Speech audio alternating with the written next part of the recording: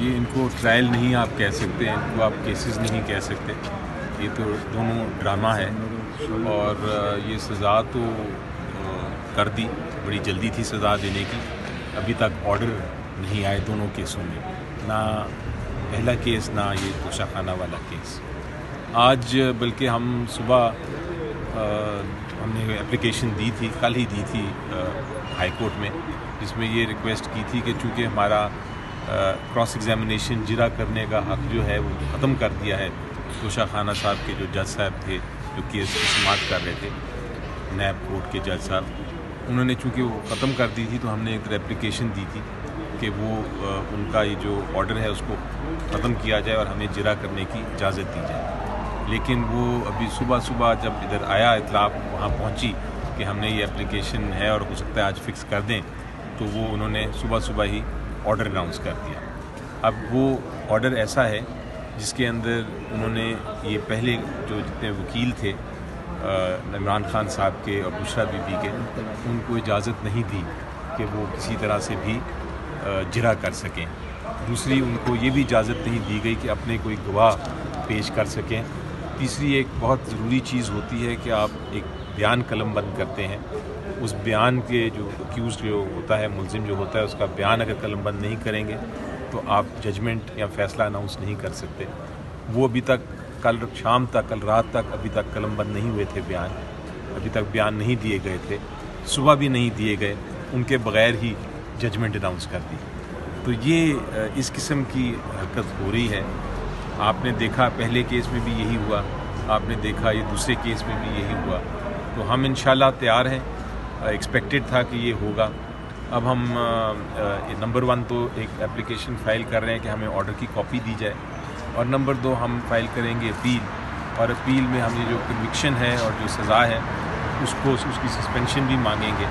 اور امید یہ ہے کہ اتنا آرٹیکل 10A کی خلاف ورزی ہوئی ہے، قانون کی خلاف ورزی ہوئی ہے، آئین کی خلاف ورزی ہوئی ہے، اتنا مس ٹرائل ہے، اتنا آبویس ہے کہ اس میں کوئی شک نہیں ہے کہ یہ سسپینڈ ہو جائے گی بہت جلد، سزا بھی اور کنوکشن بھی.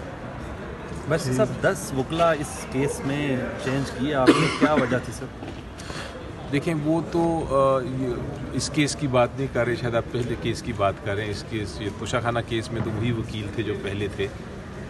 لیکن جو وکلا کی چینج کرنے کی بات ہے یہ درست نہیں ہے. جہاں تک مجھے علم ہے اور جہاں تک میں نے ریکارڈ دیکھا ہے اس میں بڑا کلیئر بات ہے کہ جو وکیل شروع سے تھے وہی وکیل ہیں. کھوسہ صاحب جو ہیں وہ اس میں وکیل ہیں، اور ان کے ساتھ جو ایڈیشنل وکیل ہیں وہ اس کو ریپلیسمنٹ نہیں ہے، وہ ایڈیشنل وکیل ہیں، یعنی مزید اضافہ کیا اس ٹیم میں.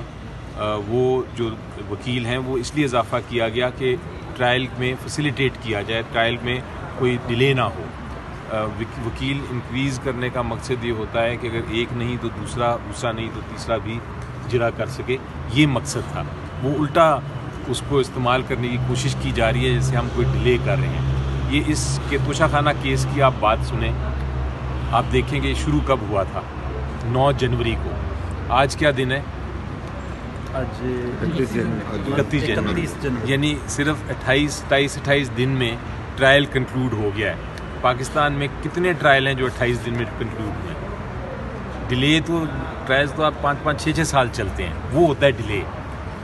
29 دن یا 27 دن میں کون سے ڈیلے کی آپ بات کر رہے ہیں جو آپ کہہ رہے ہیں کہ نہیں ہم نے اتنا آپ نے ڈیلے کر دیا کہ آپ اس کو اجازت ہی نہ دیں کہ آپ کراس ایگزامینیشن آپ کی جرا بھی ختم کر دیں گے، آپ اجازت ہی نہ دیں کہ آپ اپنی شہادت لے کے آئیں. آپ کو یہ اجازت نہیں کہ آپ کا وکیل ایک دن بیمار ہو جائے تو آپ کہتے ہیں کہ اس کو اگلے دن اجازت نہیں ہے کہ وہ پیش بھی ہو سکے.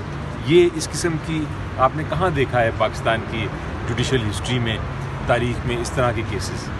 برسر صاحب، بشریٰ بی بی از خود گرفتاری دینے اڈیالہ چلی گئی ہیں؟ جی بالکل، تاکہ ایک باعزت طریقے سے یہ معاملہ نپٹایا جائے، اور انشاءاللہ بڑی جلد وہ باہر آ جائیں گے.